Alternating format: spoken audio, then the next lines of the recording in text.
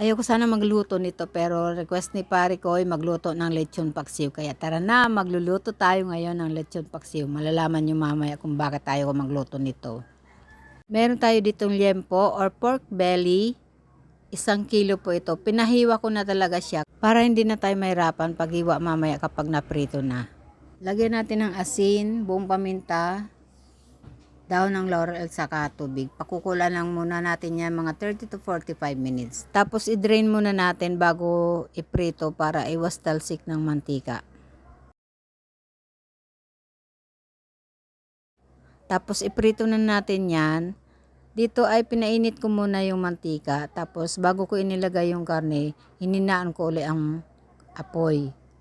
Kasi natatakot na talaga ako matalsikan ng mantika. Kasi na-trauma ako nung minsan luto kami ng lechon kawali. Si pare ko talaga natapunan ng nakumukulong mantika. Kaya mula noon natatakot na talaga ako magprito ng ganito. Dinahan-dahan ko lang talaga ang apoy habang napiprito. Kaya lang aabutin talaga tayo ng siyam-siyam. So ngayon ang ginawa ko, nilagyan ko sa ibabaw ng tantaran. Ay, chopping board kaming kayo dito. Kaya ayan, wala na sigurong kawala dyan ng mantika. Ewan ko na lang.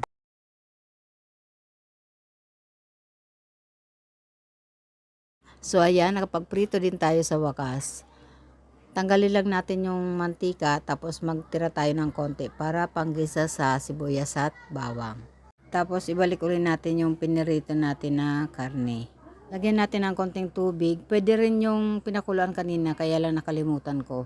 Tapos isabay na natin ng toyo, suka, oyster sauce, asukal, laurel, pamintang pino at saka liver spread. Tapos lagyan na rin natin ng sarsa ni Mang Tomas. Kapag hindi pa okay ang lasa, magdagdag na lang tayo kung ano pa ang kulang. Tikman uli natin para sure tayo sa lasa ng ating nilulutong paksiw.